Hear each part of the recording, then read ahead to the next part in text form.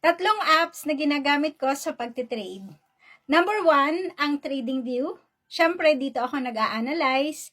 Dito ko makikita yung aking indicator na ginagamit. Ang ginagamit ko is yung day trade indicator ng LTA Academy.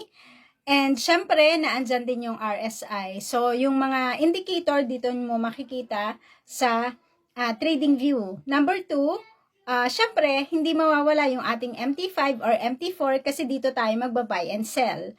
Pwede mo yung i-download sa Play Store, pwede sa cellphone, at syempre pwede rin sa laptop.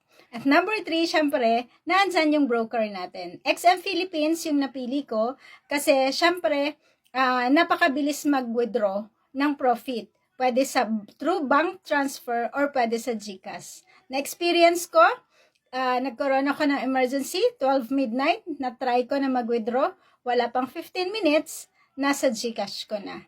So, kung gusto mong mag-start or pasukin ang forex trading, pwede mo ang tandaan ang tatlong ito. TradingView, MT5 or MT4, and then syempre pili ka ng broker.